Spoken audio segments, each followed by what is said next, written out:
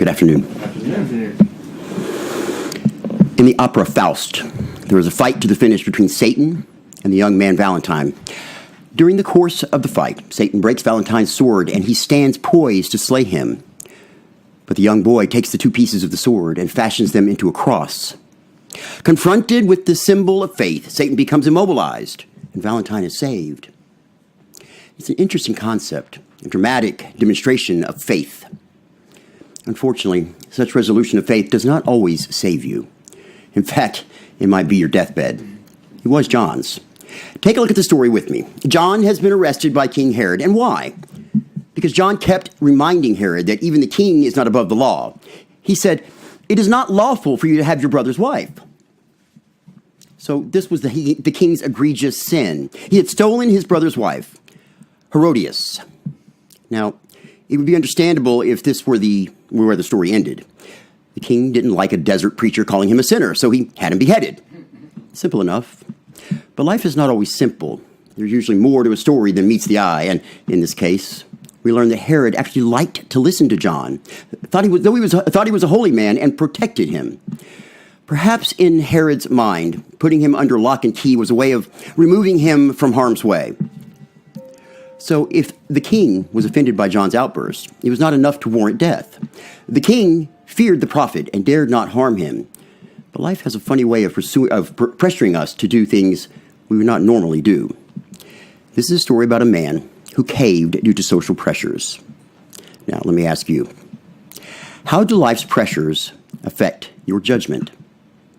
What can we learn from this deplorable moment in the life of this king, the moment when the king caved? We learn first that puzzling problems require conscientious decisions. There were two brothers in Georgia during the 1950s. One decided that in opposition to the dominant culture of the day, he was going to participate in the formation of a desegregated community. The other worked as an attorney for a prominent law firm. Now, both were Christians and attended church regularly. As the community formed and social pressure forced the community into court proceedings, the one brother asked his attorney brother to help them with the legal work. The brother refused, saying that he could lose his job. He pressured his brother to help with the reminder that he was a Christian. The lawyer responded, "I will follow Jesus to his cross, but it is his cross. I have no need to be crucified." His brother replied, "Then you are an admirer of Jesus, but not his disciple." I have found that most of the answers we apply to problems in life are, at best, the second and third best answers. They're not the first. Now, why is this?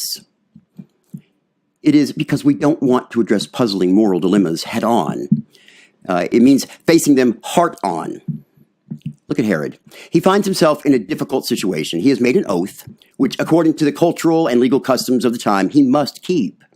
But keeping the oath means killing a man of God. Does he keep the oath or execute the prophet? Or does he keep the oath or execute the prophet? Now, it appears that he is confronted with two choices, and it seems obvious that the best possible answer is to break his oath and save the man of God. But even this is not the best answer to this issue. The best answer is to get rid of his wife, Herodias. Not because she is a source of contention, but because she is not his wife. When you find yourself in a puzzling moral dilemma, it is a wise thing to look at what got you in the dilemma in the first place. What warning did you not heed or ignore? Now, King Herod's problem is that he would not heed the original warning. When this happens, we slowly work our way into the woods. Finally, we are lost, and we do not know what got us there in the first place. Is the issue my wife? Is the issue the oath I made? Is the issue that you don't persecute holy men? No. The issue is and always will be the first one. You are in an adulterous relationship. You have stolen your brother's wife, and you must repent. This brings us to the second lesson. Promises made in haste create great waste. See? I'm a poet and I didn't even know it. A greater example of this can be found in the words of George W. Bush's campaign promise. "Read my lips. No new taxes." I remember that day. It was a great line at the moment and helped in his election, but it was his undoing in his re-election campaign. Promises and decisions made in haste. They will bring down empires, topple kings, destroy businesses, ruin marriages, cripple lives, drive wedges between parents and children. These decisions can haunt us for years to come. When Herod heard about Jesus and all that he was doing, he said, "John, the man I beheaded, has been raised from the dead." Herod thought that God had brought John back to life to get him. He knew his acts were wrong, and they hung around his neck like an albatross. What got Herod in this predicament? Well, like so many stories we hear, it was a pretty girl. But this was no ordinary girl. This was his wife's daughter, his stepdaughter, who either because the veils hid her identity or the king simply had never met her, was able to deceive the king. He was so pleased with her provocative dance that he promised her anything. She runs out, consults with her mother, and then makes the damaging request before the king and all the guests, the head of John the Baptist. Now, I suppose Herodias felt embarrassed by John. He would not stop pointing out their sins, so she concocted the scheme to hang John. History does not record for us what happened to their marriage after this incident, but I can assure you that their marriage was not a bed of roses. Whatever their situation is, it is obvious that the king's conscience bothered him thereafter. What a waste. A marriage is destroyed by a covetous, powerful brother. A mother uses her daughter in a murderous scheme. A prophet is killed. A king commits murder to save his honor over a stupid oath. What a waste, all because a powerful man was not able to see his original error and makes a promise in haste. Amen. This brings us to our third and final lesson. Pressures in life can affect good judgment. Now let me tell you, it doesn't matter where you are on your life journey. All of us experience pressures, and they come at us every day. And these pressures will influence the decisions you make. Lloyd J. Ogilvie, in his book, Life Without Limits, tells the story of a pastor who in the space of 1 week heard the following comments from various people. A woman said, "I'm under tremendous pressure from my son these days. I can't seem to satisfy him. However hard I work, he really puts me under pressure."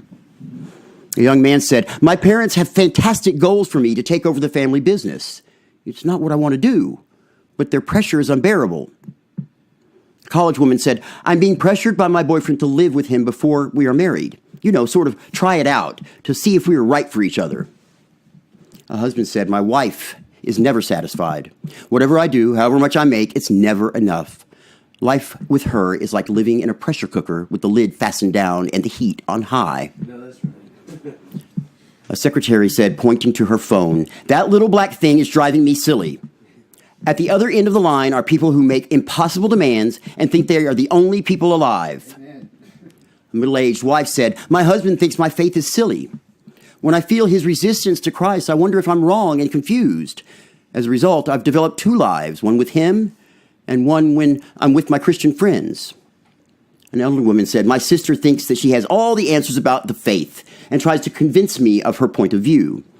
I feel pressure to become her brand of Christian, but I keep thinking if it means being like her, I don't want it at all. Amen. When she calls, I just put the phone on my shoulder and let her rant on while I do other things. A half hour later, she's still on the line, blasting away, but I still feel pressure." A young pastor at a clergy conference said, "I hardly know who I am anymore. There are so many points of view in my congregation. I can't please them all. Everyone wants to capture me for his camp and get me to shape the church around his convictions. The pressure makes me want to leave the ministry." Now, all of these persons have one thing in common. They are being pressured by other people. We all at one time or another experience people pressure. The question is, how will it affect our judgment? That is a question Herod faced. After making an oath to a pretty young girl that she could have up to half of his kingdom, she surprised him and asked for the head of John the Baptist. Mark chapter 6, verse 26 indicates that the king was thrown into distress. He knew it was wrong, but because of his oath and his dinner guests, he did not want to refuse her. He sent the executioner, and on a platter was delivered the head of a holy man. Now, when you find yourself in the middle of a difficult situation, one which requires you to make an important decision, remember first that Puzzling problems require conscientious decisions. And second, promises made in haste create great waste. And finally, the pressures of life can affect good judgment. Amen. Be seated for the announcements, please. I know it's kind of up and down here, but it's better than standing up the whole time I talk. All right. First of all, let's talk about turning the microphone so everybody can hear me.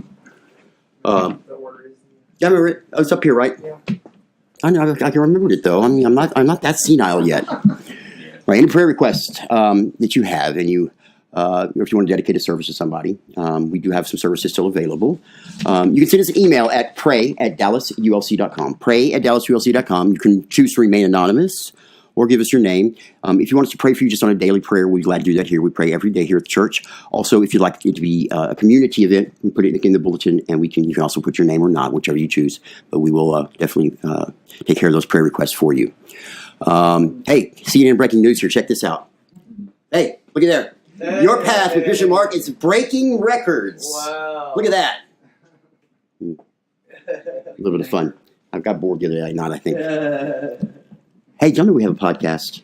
I gotta check this podcast thing out. It's pretty cool.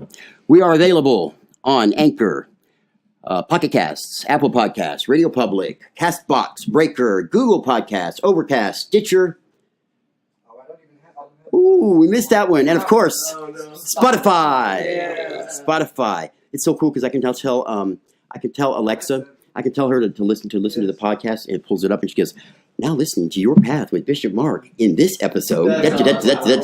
She goes on and on. I'm like, hey, that's pretty cool. Yeah. We're basically now at that level where we can say wherever you listen to your podcast. Wherever great podcasts are heard. There's no like third level channels picking us up. No, it's no. not even part of our Anchor membership. I'm very, very satisfied, guys. I think we're keep that going and keep getting the word out. I mean, the podcast is going to be doing something because some people are listening. Yeah, I mean, they're busting up, and we're still a small church, but so what? If the word's big enough, it gets out there. No matter what, you can't confine them in these walls right here.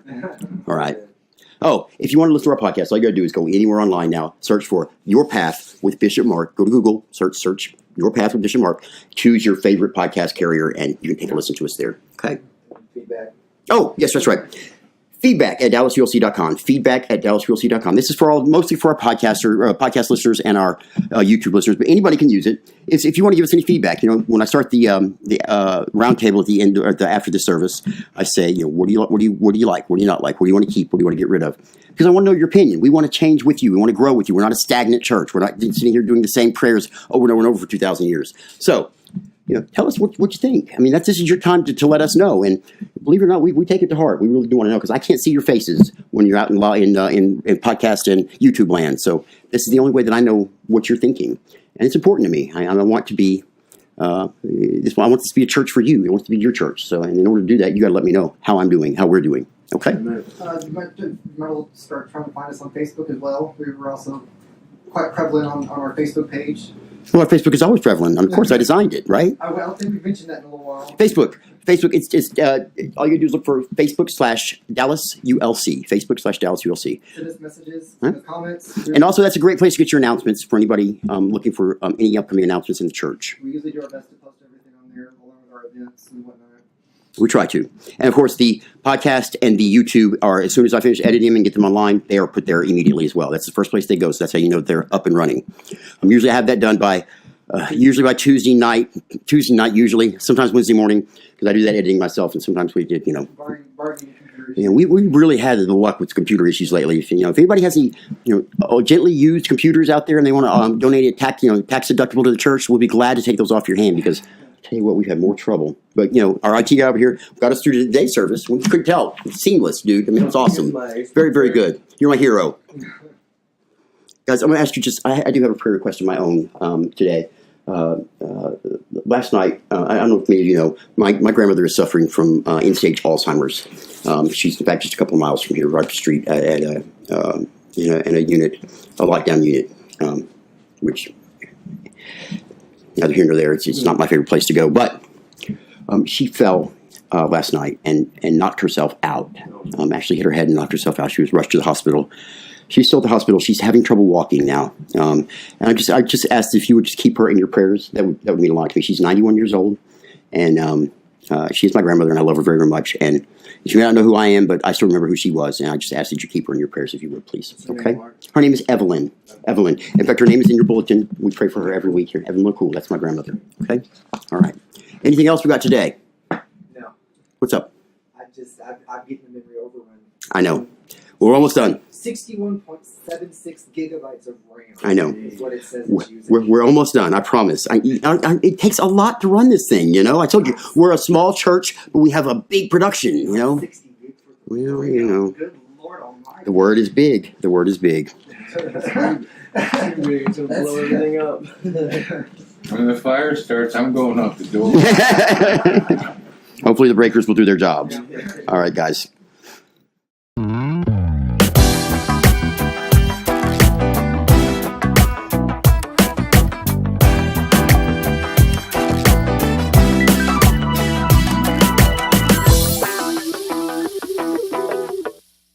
Band. It's the bomb.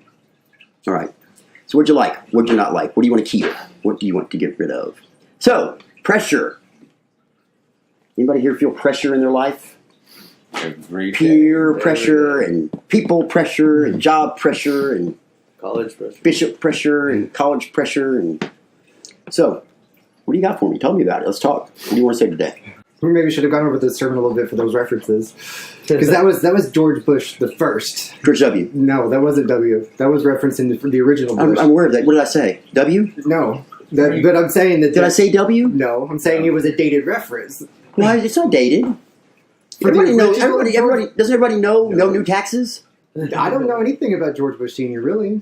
Well, that's your problem. You should pay attention to your history class. Look, here's the deal on that. Here's what happened on that. Okay, George Bush Sr. His big campaign promise was, "Read my lips, no new taxes." He said that's the Democratic National Convention. Okay. You almost had his voice right. I know. So close. I can mix that in his son because I get the shaking of the head like the other one. I know because Like W. You know. Yeah. Oh, bobblehead technique. Well, you know, I don't know. You know, tell you. Yeah. Anyway, he did that. That was his big deal because taxes were just, they were just crazy. It was just everybody was bitching about taxes and not this, that, and the other. And so no new taxes. The crowd just loved it and cheered, and you got elected. And then first thing you do is we're going to put new taxes into effect because we had to. Yeah, the president only has so much power. Right. Well, Reagan Reagan cut taxes, and it got to the point where the Treasury was getting low. You can make yourself look real good by cutting those taxes then when you leave office, and all of a sudden the next person's going, "We're broke," and why? Well, because the person before me, but the company, people don't see it that way. They say you're in power, we're broke, and because you're the president, and fix it. Well, he fixed it. He raised taxes. That's what he had to do. I mean, look at, and he didn't get reelected because of it. Well, look at W to Obama. That was a heck of a financial This is the problem. That's what I've told you about with us having a two-party system. We go sometimes 2 steps forward and 3 steps back, either 4 or 8 years. I mean, we do it. We have gone. Our advancement is ridiculous. I mean, we're not advancing. We're not. We're going backwards every 4 years or every 8 years. Everybody trying to undo what the last person did. I mean, come on, folks. We need this country needs a patriot. This country needs somebody to step up and be a patriot. That's all there is to it. This party system does not work in a republic. It doesn't work. Just no false promises. It doesn't work. And any country that still allows legalized bribery, well, I have a problem with. Yeah. Sorry. That's about as far as politics as I can get into it from the pulpit, guys. Yeah. But I can just say that the two-party system doesn't work. It's a failure. We're proving it. So. Talk about pressure. Yeah, really. Pressure and false promises. Pressure and false promises. So, what did you think about the fact? Here's, old King Herod, which is a popular name. Herod was, a lot of King Herods. He's King Herod who was the king when Jesus Christ was born, the one who sent out who was going to kill all the firstborn children. He didn't kill them all. He was when all the firstborn children were killed. In fact, his child was one of the ones who was killed at Passover because they were, anyway. overpromised. Right. Yeah. He was the one that was afraid of Jesus Christ, the infant Jesus Christ, for toppling his kingdom. Mm-hmm. So Oh, paranoia. The days when all the men were like that.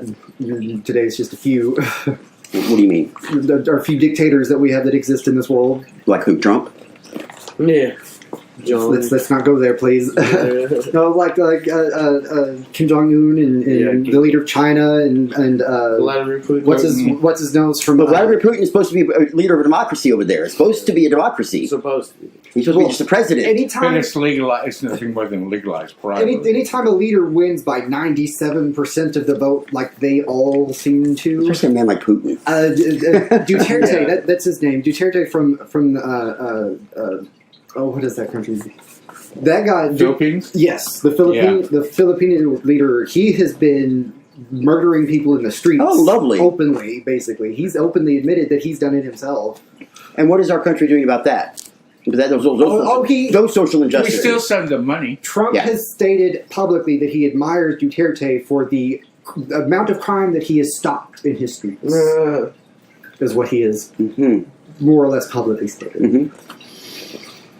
Thank you for sharing that fact with me. I appreciate that. But the fact that all those men in the Old Testament, like look at that king, Herod? kind of dictator-ish. Well, of course they were. He's the emperor. How easily swayed just by a woman, sultry. And that's the think about that too. Think about that You have little to twist. remember, their entertainment value back then was. True. But think about the irony of that also. I mean, that little twist in it that it's actually his stepdaughter. Now, the question, it's not really clear as to if she was veiled and he didn't recognize her, or if he had never met her before, or if he just ignored the fact that that was her stepdaughter. I mean, obviously he doesn't give a damn because he took his brother's wife Right. and said, "You're mine," But that little twist in there, that little bit of irony, and a little, sometimes the best fiction is, or the best stories are right there in reality. Better than fiction. He may have thought that even if she did ask for half the country, then if she's my stepdaughter, so even if she takes half, then it's still in the family. So, Well, I mean, maybe. there's something to say about the men thinking with the wrong head. I think that's what the case might have been at this point. God gave a curse to men. He gave them 2 heads and only enough blood to fill one. So, Amen on that one. it was true. I mean, men get stupid. But to offer half the kingdom, that's pretty big. That's huge. Yeah. But the fact is, I mean, here's the whole moral of the story here. What we talked about is not the fact that she danced, or that she was, that it was his stepdaughter, or the fact that his wife's the one that set it up, or the fact that John was saying that he was this, that, and the other. What was the fact? What was the problem? What was the underlying problem? The underlying problem was he made a promise in front of other people. No. And he felt guilty. No. Well, that's what I find ironic. Is No. he made that promise. He still felt that guilt. Yes, that's true. But he was still went wrong. through with He was it. still wrong because to save face, right? But that's not the problem. The problem is he took his brother's Amen. wife. He took his brother's wife. Damn it. Well, that's where it started. But it ended But you know up what? with John's If he had head let his brother's letter. wife go and go back to his brother and repented for his sin, it all would have gone away. Yeah. John's head would still be on his body. all that scheming and everything. There wouldn't have been a promise broken. His face would have been saved. You just had to go find. My God, he's the emperor. I'm sure he doesn't have any trouble finding women. Give me a break. Not when he can get a stepdaughter to dance. Well, no, for him. no kidding. I mean, That is funny. But look at today. Look at Trump. He's had how many wives? Well, he kind of likes his daughter a little bit too much there too. Yeah. Yeah, just a little bit. He's publicly stated that fact, but you see, I can't say much about this. What's going on? your chain is hooked on your microphone. Okay. I can't say too much about. Unfortunately, there are laws that govern what I can say from the pulpit as far as politics go, and I'm infringing on. Yeah. I'm right on the line right now, just by what I said earlier. But Yeah. But what's real sad is there are plenty of other churches. there are people who break those laws Literally all day long, every day long. I mean, they blatantly break it. And Robert Jeffers, First Baptist Dallas. I'm going to be very honest with you. In my personal opinion, I'll tell you straight up. I don't believe churches ought to be nonprofit. I'm sorry, I don't. I think there ought to be a real separation of church and state because you know, for them to be able to govern us and say what we can and can't say, first of all, it's not a separation of church and state. No, that's state And you know, why should we be why should we not be taxed? I get the fact that there should be something done for churches because it's, you know, but to actually separate from church and state, you don't give them, you don't take, you don't have to pay taxes. Well, we should be treated just like any other startup would be treated with whatever tax breaks. I mean, don't get me wrong. I love the fact that we get those breaks, and it does help us, especially as a small church growing up. You know, but something like the larger churches, the larger congregations, like the Catholics and the Baptists and the big denominations, look. They don't need to be tax free. I mean, look at these monstrosities they're building to begin with. When all that money could be used for many better places. Look at the Boston Diocese of the Catholic Church. Yeah. The amount of land they own in Boston is unbelievable. Right. It's in the hundreds of millions of dollars. Oh, probably more than that. Yeah, you'd probably go for the billions. I mean, it's huge. When you've got televangelists that are asking their followers to buy them a jet, basically. Right. Well, what about good old preacher, the good time preacher? You know, Mr. Preacher, good and all good preacher all good. Mr. Olstein, who I like him. I think he's got good intentions. I do. Well, I don't know about that either, but I like him. I like his preaching. I do. He has good face. But here's the problem. Here's the problem with him. You know, it's great to preach feel good. Yeah. It's great to do that, and I think he fills a niche, and that's fine. But all of our faith is not feel good. I mean, there's punishment involved in God's love for us. Again, it's a bit of that overpromising, a bit of that too much happiness in right. faith. You know, in this world, we all know that there are downfalls, that there are sadness, that there is sin, there is hate. We have to trademark You that. can't have love without hate. Absolutely, there he is. You can't You have cannot love. have. It's like the universe is always going to be equal. You cannot have this beautiful unconditional love that's out there that's offered to us every day if you don't fully understand and know about this other thing over here called hate. If you don't have the knowledge of hate, you cannot fully appreciate the beauty of love, and they are both gifts from God. Period. You're right on with me. Yeah, he missed out on 2 weeks ago. Right on. We do that every week just about. I've always got my hands up, let me tell you. We've gotten But I'm always talking about the balance of the universe. Look, the universe will balance out. Yeah. It will. You know, I mean, that's what I talk about. You don't need to be revengeful. Stop it. Yeah. You know, just because you don't see it happen, trust me. What goes around comes around. Those things are said for a reason. Those little sayings go around. They stick around for a reason because it happens. Well, that's on Herodias' mother for doing that, basically. Right. She was wrong. You know what? She got tired of being embarrassed. She was a whore, a slut. You know, she was adulterous. And She did it. She left her husband for the king, for the emperor. Now, who's to know if she hadn't done it, he might have killed her. But at least she would have been, you know. Yeah. But she was participating in the sin as well, obviously. well, I mean, that was your sermon from last week. Was if you do right, you're still going to be you're still going to get wronged by the people. You will get wronged. Yeah. You will get wronged. We will get wronged. It happens. But like I say, I mean, look, I've done plenty of wrong in my life. Plenty. And I've had wrong done to me plenty in my life. And I don't know if it equals out or not. Only the universe knows that. And I'm going to guess that the universe probably is making it pretty equal. No, you might be still paying for it. Oh, I know. I probably am. You never know. I mean, good grief. I just hope that debt's almost paid because it's about to, whoo. Yeah. Break us. Exhausted. We're sinners by nature. We are, and God knows that. But we have to know it too. And we can't just keep doing what we're doing and just saying, "Oh, God will forgive me." Too sure. Can't go to the Walmart and steal a pack of Hubba Bubba, and then feel bad about it when you get home and while you're chewing that bubble gum. Fake feel bad about Right, it. and then the next day walk into Walmart again and take another pack of Hubba Bubba and do the same thing. Oh, I feel so horrible. I'm repenting. Yeah. That's not it. You know, we're sinners. Yes, we're sinners, but it doesn't mean we have to consciously sin. We sin should be an accident. We had that little thing called choice in the beginning A anyway. little thing called free will Exactly. that God gave us. That's. I always have a problem with the Catholics. You going into confession and having somebody go. The Hail Mary. We don't- No, having somebody. You don't need a mediator. Give you absolution. You don't need a mediator. No. If you're the only one that can forgive you is God, and you have to ask Here's the God deal. for forgiveness. Here's the deal with Catholicism, and one of the reasons, another reason why I am a recovering Catholic. That's one of the reasons. I don't need anybody to talk to God for me. I mean, I can talk to God. Let me tell you anywhere. something. But can you listen? Can you hear Him? That's the important part. That's what I have. Let me tell you something. prayer is not a monologue. Prayer is not a monologue. It is a conversation between you and God. So get on your knees. Pray the way you've been taught. Ask for what you need.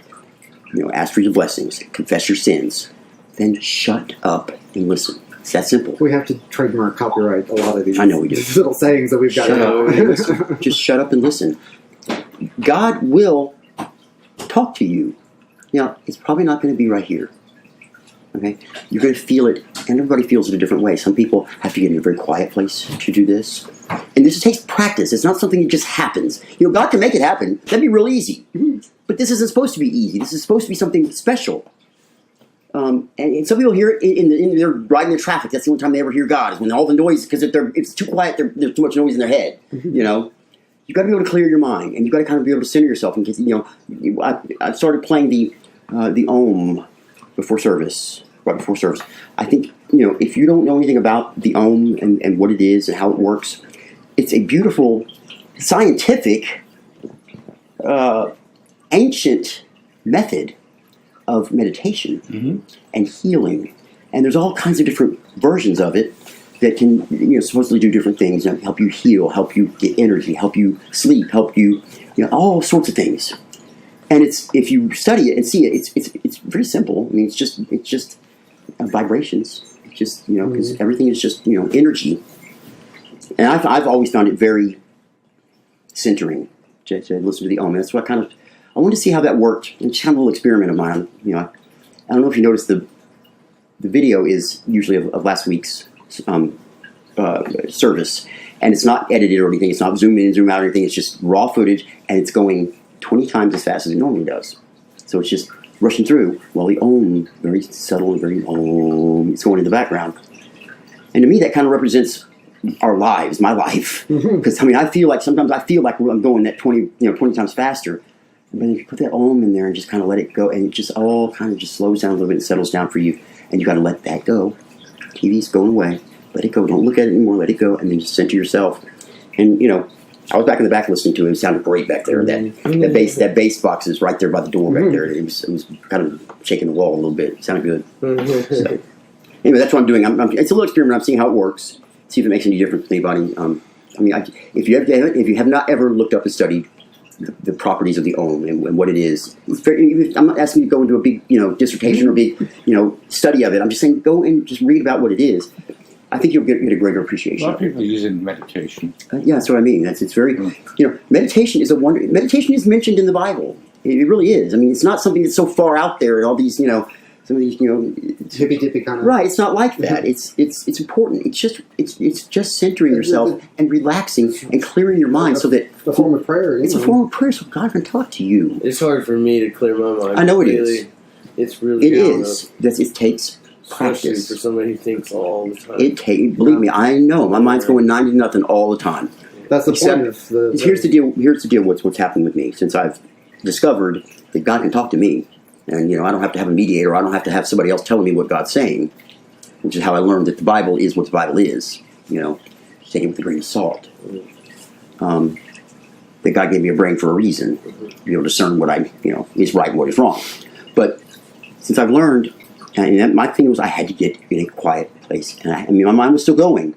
It just took time. And after, eventually it just would, you get enough to where it would just, even if it was just a couple of minutes, it would be enough to where something would come through, and you would feel something, and it was almost like an endorphin rush at that point because you're feeling this, and it's like, whoa, like an epiphany. Yeah, what was that? Yeah. I feel it. I feel like that. So you've Yeah, reached this that, is where I feel it. I've never reached. And and I get energized, And then as I practiced, I was able to hold that centered feeling longer. Now, this is what's so cool about it. I don't necessarily have to actually center myself anymore to be aware of God's presence with me.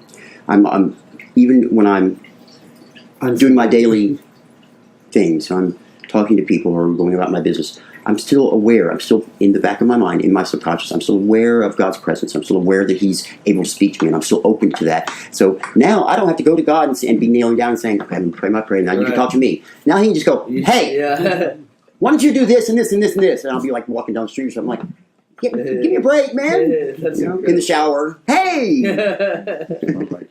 That's incredible. Though.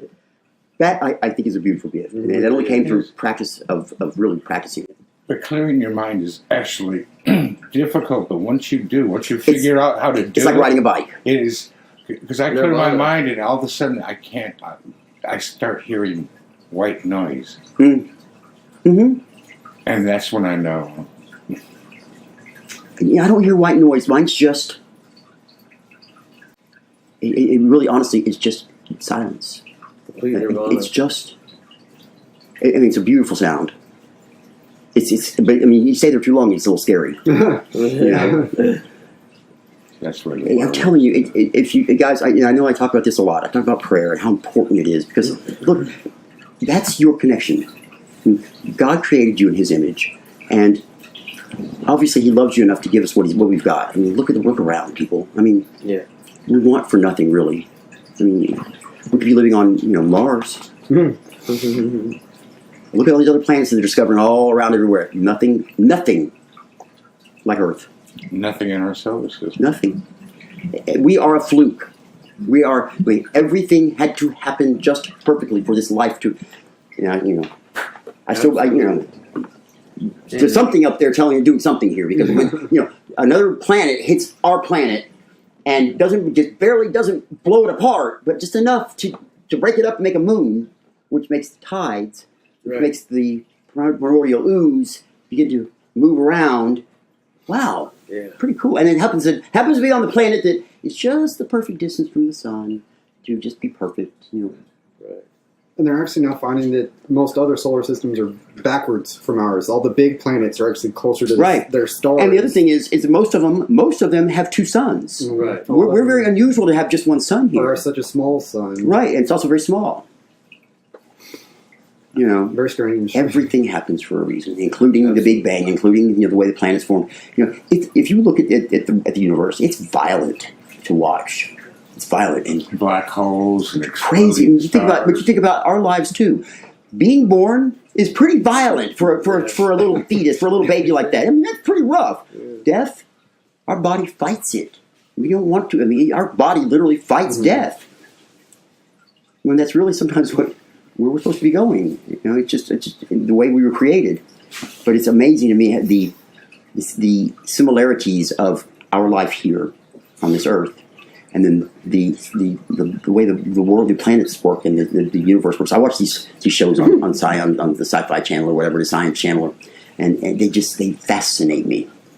Fascinates me about how from the death of the star has run out of energy. It's dying. It implodes. I mean, the gravity just forces it to, and itself, and it just poof, and all this new life is born from this. Crazy thing is relativity. Everything is in relation. Like even our lives, everything we do, every choice we make, everything all is based off of all of that. Stardust. Sure. Well, that's all we are. We're just Stardust. stardust. That's all everything is. Yeah. And that's important to remember. Sparkly? I think I'm going to change when we do Ash Wednesday. I think I actually am going to change it to remember that you are stardust. Oh, yeah. Yeah. And to stardust, you I shall like return. that. We are. We always say, remember you are dust, and unto dust you shall return. That's what it says in Ash Genesis. dust. It says that in Genesis. That's what you are, and this is what you shall return to be. And God says that to Adam and Eve, but I mean that's when He was punishing them for their indiscretion, their indiscretions. Is that the word I'm looking for in the garden? But Yeah. the thing that doesn't say there is, that's just our bodies. Right. But we are nothing but stardust. And there are quasars going through us all the time. And that's just kind of weird. Yeah. Quasars are flowing through my body all the time. It's crazy. Okay, I digress. I love that stuff. Me too. But it scares me too sometimes. Some of that stuff, when they talk about the end of the universe, when the universe goes actually cold, when everything's burned up, all the fuel's gone. Depleted. What happens then? And I'm like, okay, now wait a minute. If we're energy and we believe that our bodies, our souls are basically energy, if we believe that, Everlasting. what happened to us? Where are we? Are we out there in the cold? Exactly. Billions and billions of years from now, of course, but, That's it. think That's it. of that everlasting life thing. It's a pretty long time. The minds aren't made to think that way. I'm so swear I'm going to go insane. It's really hard to fathom. So let's talk about these decisions and these pressures. Because on the cover of the bulletin this week, how life's pressures affect good judgment. Well, I mean, that's a pretty good story. Herod's, stupidity, his bad judgment, or the pressures that he had in his life gave him bad judgment. I mean, he just made the wrong decisions. Well, the pressures he perceives, if he really wanted to, he didn't have to. He was the emperor. He can do whatever the hell he wants to do, right? But whatever that false embarrassment was about saying Right. it in front of other people. Save face, am I right? So, Which is kind of strange. He's like, he could have said, screw y'all, I'm done with this. something else. Right. So, let me ask you this. So, how does this affect you in your daily lives today? How can we bring this into the world today and say, these pressures... Well, we constantly make decisions based off of the people around us or the friends that we have or whatever. Of course. But we're talking about pressure. That's what I mean. You're being pressured it's the now. pressure from those other people. It's the peer pressure. Well, honestly, you shouldn't be... If you're a good friend, you don't give pressure like that. Well, or yes, you do. Well, to a point. It depends on what you're talking about. If we're talking about pressure in a sense of like that pressure cooker. Yeah. Remember, you put that top on, put it on high. Look, I can give you advice all I want, and I'm going to be adamant with you that this is what I feel, and this is how you ask. This is my opinion. This is what I think you should do, or this is what I feel about you, or this is whatever. I'm one of those honest people you will meet. I honestly am. I will tell you straight to your face exactly what I think of you, and I don't have many friends because of that. Mm-hmm. Honestly, I don't. Yeah. I don't. Because they don't want to hear the truth. They don't want to hear my opinion or what I feel is the truth. They can't handle that. You're rude. Then and there you saved yourself from future wrong endeavors. Well, they think I'm rude. I don't think it's rude, to be honest. No. Tim hates me half the time because he thinks of the things I say to him. Truth hurts, though. But I always say it. I'm not going to waste my breath on somebody that's not going to listen. I'm not going to waste my breath on somebody who doesn't care. But you also I'm going to waste my breath on somebody I don't care about. But you also know when to back off as well. Often, sometimes. There's a fine line. There's a fine line between badgering the person to death, just nagging them like the sister cooker on the phone. Okay, you got to come to my way. You got to come to my church. You got to do this way. Come on, lady. It's about art of conversation. It's about truth. It's about balance. It's about when too much is too much. But our actions, what we do, sometimes are what cause people to, and always what cause people to react to us. Yes. Now, how they react is their decision, of course, but very often it's pretty equal. You do something, it causes the other person to react a certain way, back and forth. And when it gets out of control, it's when the anger gets involved, or all the other different emotions get involved that we don't control properly. Jealousy, things like that. Yeah. Things are a little different. We are human. But what's it about? It's about learning and learning ourselves, because there's no real. There's all kinds of psychology books. There's all kinds of wonderful books out there about love and jealousy and all these wonderful things about how we're supposed to act. But until we do it, you're not going to understand it. This is how we learn. Until you're in that moment and to think, oh, I need to stop and calm down and diffuse the situation. You're not going to be able to see it or to diffuse it. Yeah, what situation? What are you talking about? I'm not mad. Yeah. I'm not yelling. You're yelling. Those are the worst. I'm not doing what you're telling me I'm doing. or this is the worst one. No, this is the worst. You know what you did. Well, what did I do? You know what you did. Don't you even pretend you don't know. You know what you did. Yeah. If you were honest with me, you tell me what you did, and I wouldn't have to tell you. What? That is a very infuriating one. Because then I have to. The bad thing is if you really have been doing things you shouldn't be doing, you got to go through all those different things and try and figure out which one they're talking about. Okay, which one do they know? Okay, was it this one or that one? Which one could they have found out? Right. Which one I was careful about all of them. I had those days. That's that overpromising. That's how I know. I've had back in the day when I was. That's that overpromising again. All I can say is thank God. A lot of wasted Thank time. God I saw some light. If I was still doing those stupid things, living that life, I wouldn't be living, and I would be 6 feet under by now. So I thank God for that. So, but the pressure of living in today's society, it's different. Pressure from certainly. From just TV telling us how we have to dress and how we have to act, right? From church folk, you have to be prim and proper, and you have to believe this certain thing and say this certain thing. And those Christians out there, cafeteria Christians. I tell you, I use those. I don't use those quotes lightly because in Christian, the definition of the word Christian is Christ-like. And if you are judging, if you are restricting, if you are excluding. Any of those things, if you're hating, if you're putting your own agenda above God's, which you are, and then claiming that it is God's agenda, then you are not Christ-like. Amen. And this is, again, not me judging them. I'm not judging It's just them. stating a fact. I'm just stating a fact. You're not Christ-like. And I find it offensive that you call yourself Christians. So, what does that mean for us? Be Christ-like. What does that mean? Spread that word more. What does that mean to be Christ-like? It's very simple. It's very simple. What is our job here on earth? What are we here for? Praise and worship God. To praise and worship God. And that means a whole bunch of things. I mean, that means, how do you do that? Well, God gave you talents. God gave you gifts. God gave you a brain. Give them back. Give them back to society. Use them. Don't squander them. By doing that, by giving and being men and women for others and being generous in that way, you will want for nothing. You will want for nothing. If the whole world, let me tell you, Nirvana here. If the whole world was men and women for others, if we were all a man or a woman for others, man or woman or anything in between for others,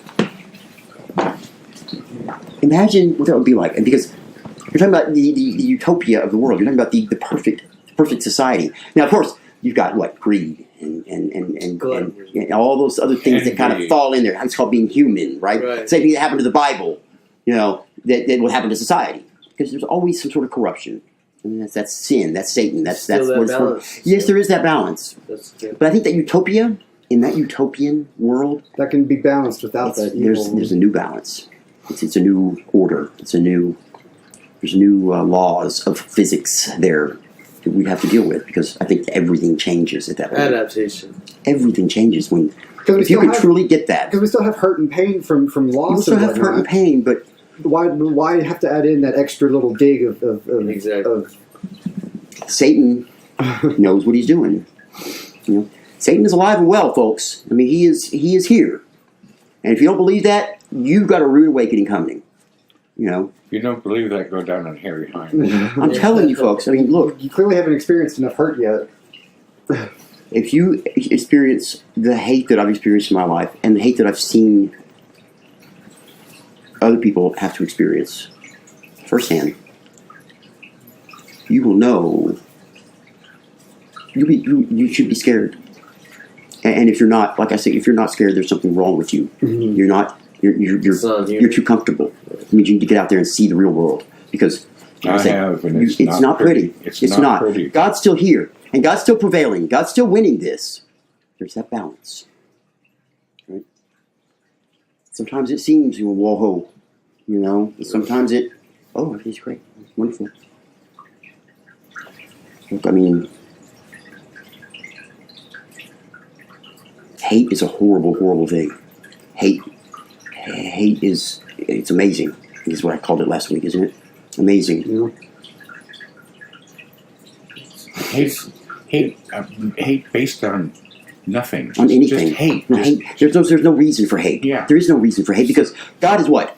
All love. Mm-hmm. All loving. Yeah, and love does not mean always, coddling. There is punishment in love, but hate. This hate. See, like 3 years ago, whenever I became Christian again after being so long in atheism, that was one thing that I really worked on initially, was to dispose of that out of my vocabulary once and for all. Mm-hmm. Once you start correcting yourself after saying, "Oh, I hate this, I hate that," right? You're right. Correct yourself. You're right. People start seeing that. Just losing a word, just getting a word out of your vocabulary and making a conscientious effort. Right. Making that conscious effort not to use that word can actually help you in the right direction. You're starting to train yourself I can't be that way. It's not just about you either. It's about nothing is about you. It's about others around you too. Though, like the GD word, a lot of people You're right. say that. And I'm working on that for myself. I do it too. It's a habit that's hard to break. Exactly. We don't mean ill intent by it normally. I mean, I don't think we mean that we're using the Lord's name in vain at that point. It's a habit. We've gotten into that habit of saying a word. But if I can dispose of it, then so. No, everybody can. Exactly. Everybody can. But that's the beauty of that. But that, of course, comes down to giving too much word and too much meaning to words. And exactly. And that whole, remember this. Rabbit hole. Do you remember this? We created this language. Exactly. Yeah. This is And it's ever evolving. God is. Well, I hope so. 'Cause I hope we are. And just like I hope our services are. Like we're not stuck 2,000 years ago, regurgitating the same prayers over and over. We don't know what we're saying. Ooh, pet peeve of mine. Really, it is. I love the pomp and circumstance of I the gotta Mass. tell you, I don't. Your service is very nice. Thank you. Fresh. And you'll see next week. And it was fresh. It'll be all different again. All of the great prayer of Thanksgiving will be completely different next week. But I do think you need a nice little, snare drum and. What? But I'm pumped. No, we're glad to have you. Guitar. I would love that. And I have dreams of grandeur. Believe me, I have some great dreams. But there's a reason that God is kind of keeping us here right now. I think, and I'm still trying. I'm still doing what I'm supposed to do. I'm still trying to climb that ladder and get up, get them. We're getting real close. I think we're getting real close to where we're almost there. But look, if we got 2 or 3 people at a service every Sunday, I can't. That doesn't. It doesn't. I can't get into a building that way. I can't, especially when our tithing is just not there. But at the same time, But- it's also conversely. But makes it's on the other so end of it. difficult It's to difficult. Get people in. It is. We're in that catch-22 right now, where I can't really market this the way I want to, and bring people in here because it's my home still. And it's still a little intimate, and you just got the whole 9 yards. And we're public, but we're not. So we're getting there. I hope by the end of this year. This is my goal, at least, and I'm setting for all of us. By the end of this year, by Christmas, our Christmas service this year, I would like to have it in our new home.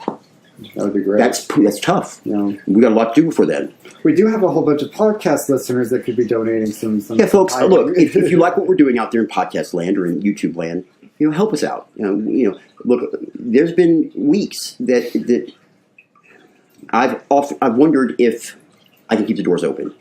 I mean, I financed most of this on my own. We've had a few donations from Aunt Patsy's helped us out. The guys, of course, with their weekly money, time, and gas, tithing and things that they do. And of course the volunteers. I mean, that's you can't count that. But when it comes down to it, it does take money to keep the doors open. It takes money to buy the wine and to buy the flowers and to buy the Eucharist and all of those things. And the electric bill. On Sunday, I told you our electric bill on Sunday is 3 times what it is any other day of the week here. And our electric bill this month is approaching $300. Yeah. And that's a lot of money. It's a lot of money. So, It's your computer. guys, Dallas, it's the computer's fault. causing It's the this. computer's fault. DallasULC.com. DallasULC.com. We've got On to Dallas, donate. right. There's a donate button right at the very top and at the bottom. There's all over the page, actually, because we really need all the help we can get. DallasULC.com. And you can donate there. If you like what we're doing, help us stay around because honestly, that's what it's going to take. We're not going to be able to stick around just on our own. No. We are. I've put in it is everything I have. So And this is the part of the job that we hate the most. I hate the money part. I wish I didn't have to do that. The money part is what is going to keep. Oh you yeah, you're afloat. right. That's our lifeline. That's what's going to keep us going. But I hate doing it because look, I want to preach. I want to preach the good news of Jesus. I want to preach because Jesus didn't have to preach about the money. They lived off the land and then they survived out there. I mean, the way they were shepherds and this and that and the other, and they survived out there. Well, it doesn't work that way anymore. Definitely not in today's world at all. Yeah, we could go out and be hippies and roam the land. We still got to have some way to get around. Not to mention most of the cities would see us as homeless and want to run us off anyway. Get arrested or whatever, and it's a different world today. People don't really much. A lot of the same problems, but a lot of them are a lot different. Yeah. Modernized. Well, look, I think that we'll do a lot more good in our church building than we would on the side of the road anyway. So, yeah, it's something that's necessary. But being a pastor of a church, that's not what I want to be doing. I want to be preaching. I want to be talking about Jesus Christ and His works. I want to teach how we can listen to God and stay on that right path where we're supposed to be going. And unfortunately, for me to do that and for me to keep going, we have to have some money to keep us going. So, look, I don't need to go off on that. I hate doing that. I hate talking about it. I hate, but there's only so much that I can put in myself. Now, I'm not a millionaire. I can't keep us going. And Patsy keeps saying she's going to win the Publishers Clearinghouse thing, and she's going to make sure that I'm taken care of. And she's going to buy me a church and the whole 9 yards. Oh, Lord. We can hope and pray. Yeah. We can pray. That would be nice. But you know what? If something's worth having, it takes work. Yeah. And not just the work that we're doing. I mean, we volunteer. Hopefully Justin and I can figure that out. We volunteer. We work. I work a lot of hours a week to make this happen. So does Justin. So all the other guys too. I mean, and they spent about 10 hours on this floor last night trying to strip it and put new wax down because I'm a little nitpicky about my floors. You know, it is what it is. I think that's the building from the ground up. That's where the first part is, and you start there. And those little things that add those up. little things, and you learn how to have some discipline in certain levels of your life. It can change the rest of your life. If you learn how to make your bed every day, if you make your bed every day, it changes you. Yes, it does. It changes you. I don't make my bed every day, but I don't get under the covers either. I fall asleep on top of them because I'm usually still working on a sermon or something like that, or trying to figure out some grant that I can't get a hold of, or I don't understand all that stuff either. That's just killing me. Oh, yeah. If there's any grant writers out there that want to volunteer their time for us, we would love your help. Yeah, right. Okay. We understand what we're talking about here. This is pretty simple stuff, guys. I mean, obviously, the story was very informative and very obvious when you're looking from the outside, looking in at this now, kind of watching it from the amphitheater above. It's very, very obvious. Look, this guy made the wrong decision. I mean, you don't go kill John the Baptizer, for saying the truth. Yeah. I'm waiting for that to happen to me. Knock on wood, I hope that doesn't happen. I'm very truthful. I am. I don't govern my tongue. Maybe I should a little more, but. Well, I mean, look at all the people that Putin has had assassinated for trying to tell the truth and whatnot. I don't understand sugarcoating. I think it's a waste of time. Yeah. I don't understand beating around the bush. I don't understand white lies. You know what? That's why. Why waste your energy? My motto is every second's $1 million. Every second, and it really is. Every second is a gift from God. Exactly. I mean, people. It's like people that talk about $1 a day. When I have some of the guys that come over and they aren't working or whatever, and they, I tell them, they go and get something out of the refrigerator to eat, and it's like, like it's nothing. I'm like, guys, that costs a lot of money.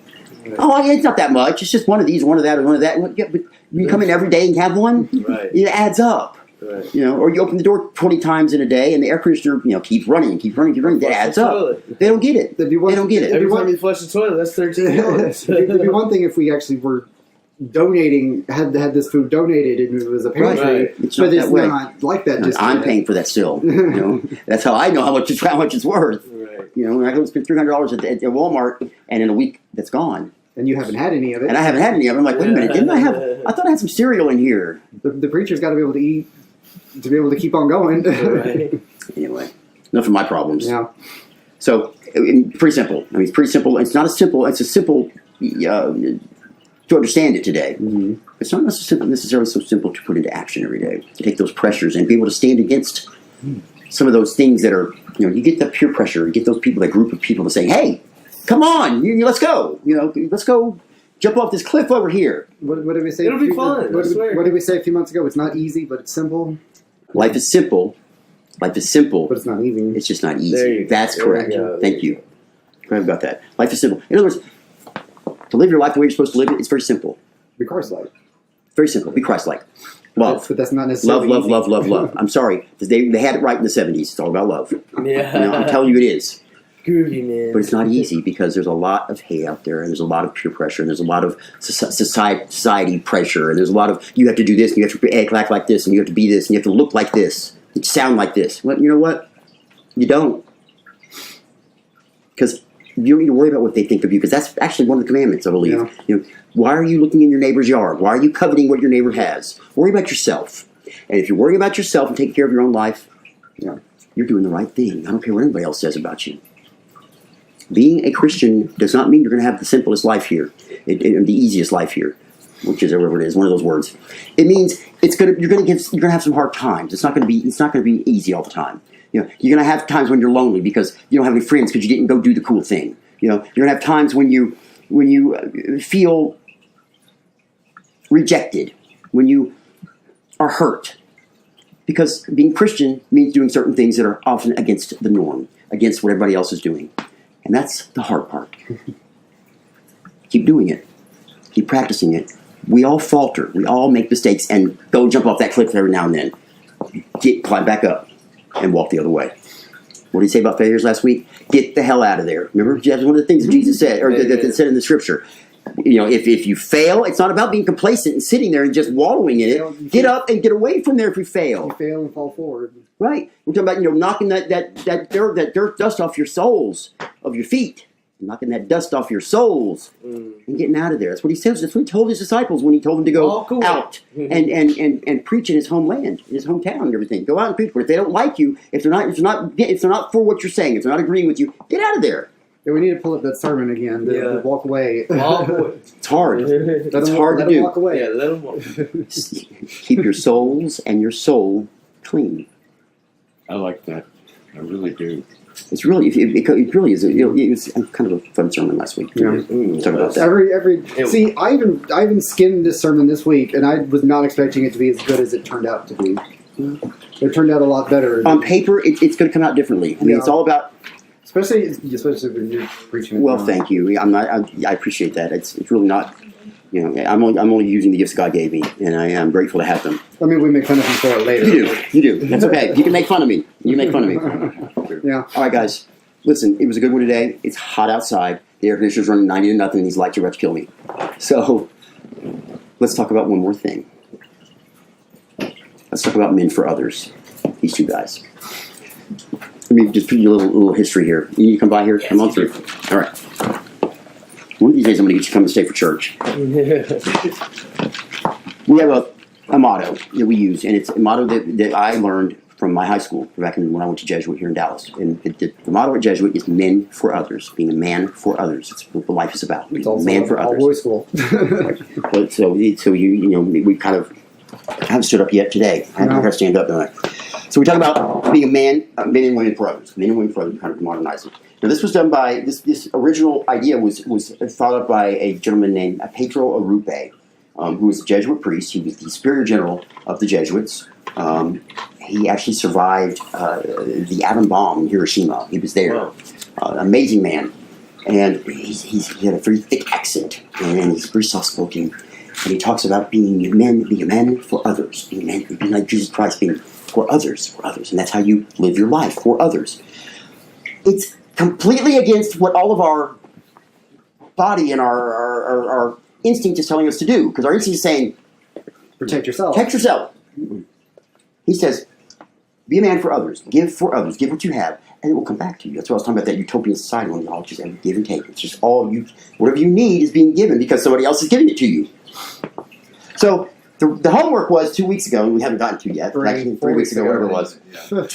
There's a page. It's explained on our website of Men for Others. It's actually the paper that Father Arrupe wrote.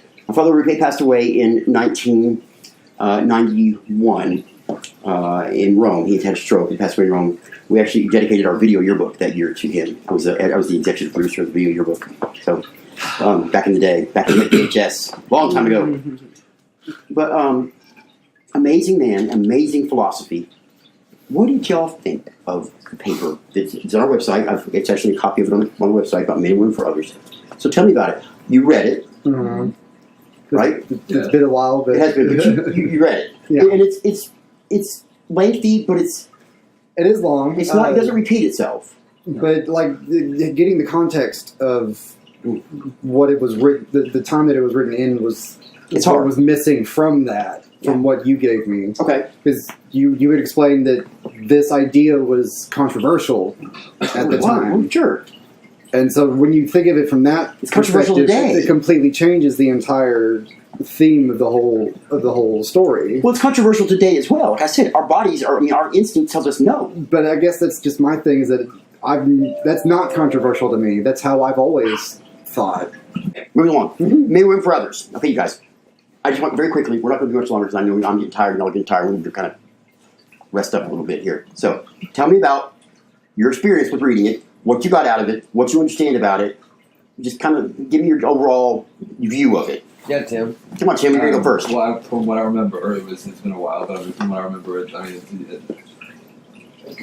agreed with everything. I mean, it spoke about trying to get public office, trying to attain positions in office. What about it? Or so you can further, I don't want to say your agenda, but further your, so you can further that ideology. Or it is an agenda. It is. Yeah. Honestly. So you can further the ideology, or to try to have that influence. To further that influence and just do more good. I think God has an agenda, don't you? Yeah, I mean, See, I mean, you can have the biggest reach, you can have the biggest outreach, or you can, the biggest, the scope, if you will. but why is it so difficult? Well, whenever the person in power doesn't want to give up that power, usually. To be able to give whatever power you have to those who are lesser means that is taking away from you. That is, and it's natural for you to want to protect your own self. Because honestly, we don't have any power here to begin with. No. The power is not ours to begin with. Right? But False. that section that he was talking about it's the title of it is Posts of Power. Mm-hmm. Here precisely is where we begin to feel how difficult it is, the struggle for justice, how necessary it is to have recourse to technical ideological tools. Here's where cooperation among alumni and alumni associations becomes not only useful but necessary. I like that. I mean, it's. Let me tell you, folks. If you haven't read this, go to our website, DallasULC.com, and It's on the website. it's on the website. Yeah. If you go to the About Us section, Well, if you just scroll down, oh, that's right, it's on the front it's page. On the front page, On the front page it says "Made for Others." Just click on it. Yeah. It's a very interesting read. Yeah, the role of the privileged is to assist them to reinforce with pressure from above the pressure exerted from below on the structures that need to be changed. Wow. I like that. This man was smart. I mean, obviously, to be the superior general of the Jesuits, you got to be pretty smart to begin with. Yeah. It's a really good way. I mean, I love the Jesuits. I think they're a great order. The only problem is that they're Catholic. But I do love them. I mean, No, nothing. you ought to check them out. They're pretty cool. They are. Their ideals are very. They're a little more great. progressive than some of the other orders and other priests. They're the Pope now. And this is the first Jesuit to ever be a Pope. Oh, really? Mm-hmm. The perspective. I mean, you can see him in his demeanor, the way he acts, his personality. That's very much a Jesuit kind of deal. The guy that's supposed to be going up, the newest guy on the Supreme Court is Jesuit. Yes. Yeah, I'm just. His, I don't, I've looked into some of his things, and I actually agree with most of what his opinions are. Sorry. There are certain things that he was he's been against finance reform though, and You're right. He's been against There's some things about that. A bunch of. There's some also. He's about half and half. Yeah, there's some core values that are very good. Which if he was half and half like Kennedy, that'd be great. But I don't think he's going to be half and half like Kennedy was. I'm afraid he could be influenced. Is what I'm afraid of. Yeah. Well, I mean, look at how much influence Gorsuch already has had on the bench. So, I don't want to get into more politics. Let's talk about Men for Others real quickly. Okay, tell me a little bit more, Tim. Let me know that you read it. Well, I just did. That was great. I mean, That was great. Yeah, it's true. Very good. Come on up here. Come on. He's giving you a space up here to come sit with me. It's been a little bit. I know it's been a little bit. What did you think about it? Just tell me that. What did you think about the idea? enjoyed it Did very- it teach you anything? It did. It did.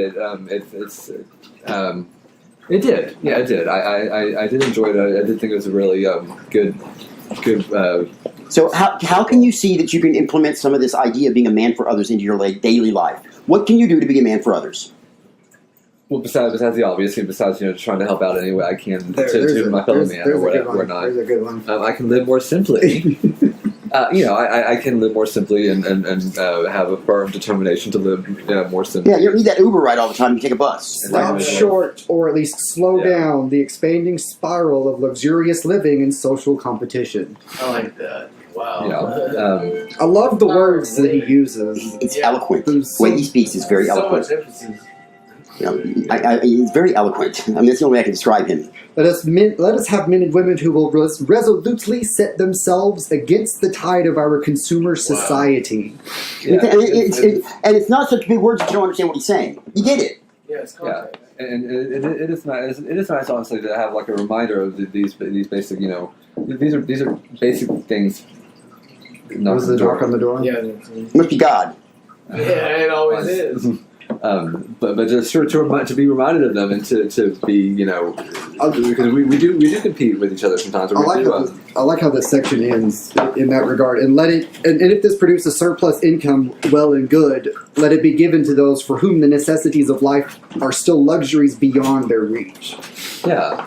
I mean, Give your wealth to those who don't have it. right. So Right. think about it this way.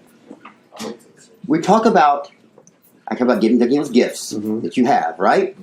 And being man for others and giving back, right? It's more than just money. But that's in a basic sense right there, talking about money. If you have been graced with or worked very hard for, I don't care how you have it, If you have money, and you're more than comfortable, at least. give it away. Why not? You know, this 2% thing, this 1% thing up there, these people up there with all that, yeah, great, good for you. What about the rest of us? Yeah, we're working hard too, believe it or not. You know, there's something to be said about working for what you get. I don't believe in that. I do believe that you should.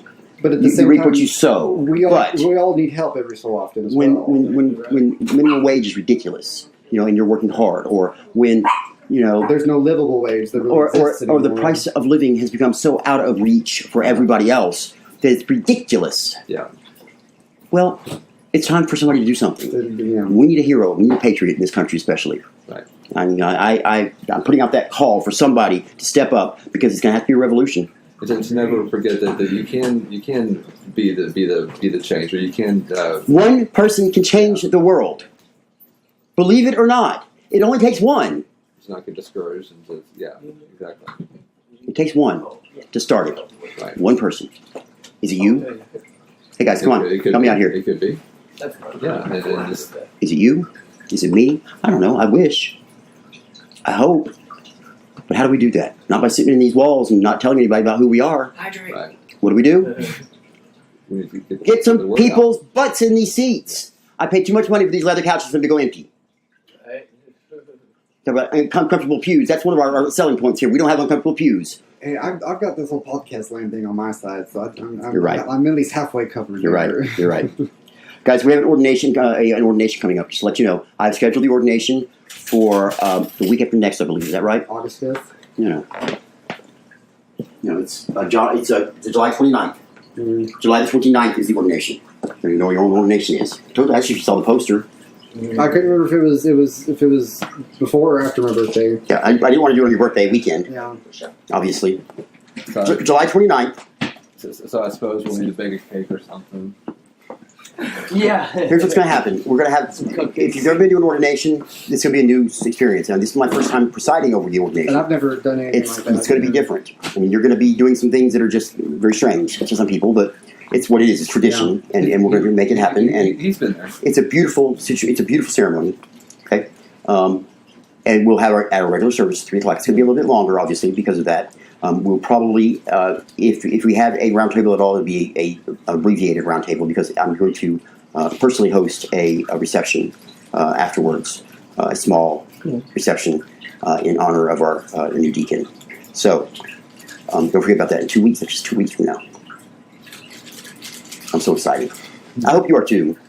I hope you are. Yeah. I'm super excited for him. It's going to be wonderful. I told him wait. There's something to be said about respect and couth, and you have none of it right now. All right, guys. That's it. 3:00 next Sunday. 3:00 next Sunday, and then next week. The next week we'll have the fun ordination with all the big hats and big things and everything. Thank you all for coming, and I will see you next Sunday. God bless you. You too. Thanks, Bob.